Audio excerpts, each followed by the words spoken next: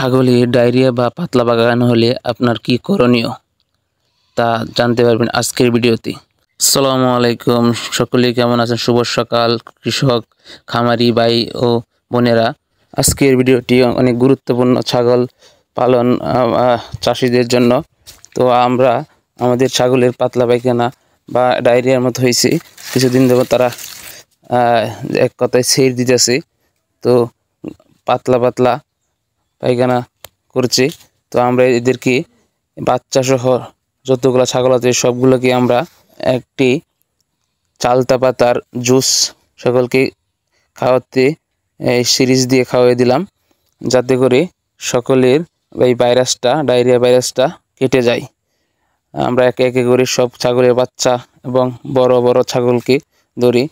আর এরপরও আমরা যে কাজটি করতে হবে, আপনার একটি ছাগল বা দুইটি ছাগল যদি এই ডায়রিয়া পাতলা রোগে আক্রান্ত হয়, তাহলে আপনার সকল ছাগল বা আপনার খামারের প্রতিটি পশুকে আপনি এভাবে গোসল করিয়ে দিবেন। তাহলে পর্যাপ্ত পরিমাণ যে আপনার রোগ, এই পরিষ্কার পরিচ্ছন্নতা এটা আপনার থাকবে এবং সেই রোগগুলো চলে যাবে। আর যে কাজটি করতে হবে, আপনার স্যালাইন খাওয়াতে হবে।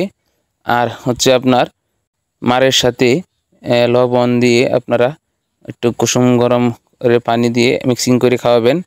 তাহলে আপনাদের পাতলা পায়খানা 1-2-3 দিন পরিষ্কার করে রাখেন, দেখবেন আপনার ভালো হয়ে যাবে।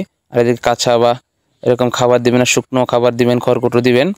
আর পরিষ্কার পরিচ্ছন্ন স্থানে রাখবেন আপনারা, যাতে কোনো মানুষের মতোই কিছু বিকল্প এদেরও এই পাতলা পায়খানা বা ডায়রিয়ার ঔষধ রয়েছে। তো আপাতত যদি না হয়, তাহলে অবশ্যই আপনারা বড় ধরনের ডাক্তার বা ভেটেরিনারি কাউন্সিলের সাথে যোগাযোগ করবেন, ডাক্তারের পরামর্শ নেবেন। আপাতত প্রাথমিক চিকিৎসা হিসেবে এটাই আপনারা করবেন।